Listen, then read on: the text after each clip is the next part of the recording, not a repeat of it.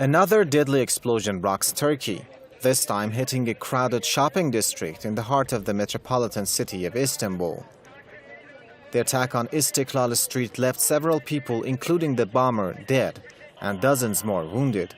The casualties also include foreign nationals. Officials say initial findings show the bomber may have been from the Daesh terrorist group or the Kurdistan Workers' Party known as the PKK. Turkey has witnessed at least 5 major bomb attacks since last July, when it launched a military campaign against the PKK militants in its southeastern border areas. The military has also imposed curfews in many towns in this mainly Kurdish region.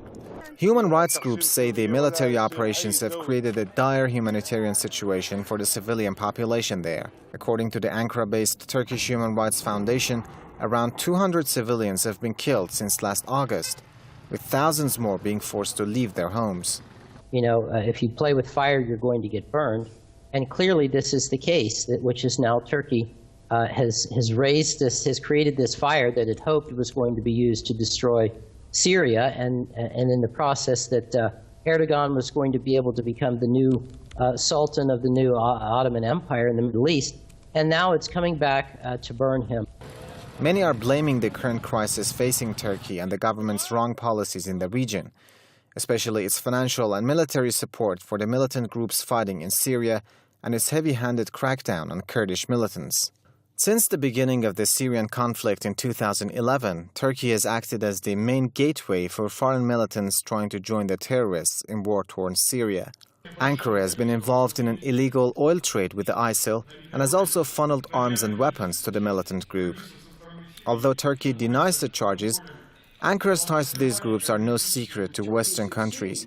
In 2014, U.S. Vice President Joe Biden called on Turkey to secure its borders and stop supporting militant groups. Turkey's support for such groups has dragged it into an open confrontation with Russia, whose air force has been involved in a campaign of airstrikes against militant groups in Syria. In November 2015, Turkish fighter jets shot down a Russian Sukhoi bomber near the Syria border. Russia reacted angrily to the move and accused Turkey of entering the conflict in support of the ISIL.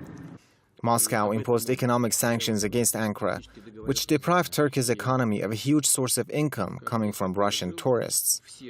Many believe that Turkey's intervention in Syria has now backfired. Ankara's policies have not only worsened and prolonged the Syrian conflict, but have also plunged Turkey itself into an abyss of turmoil and terror.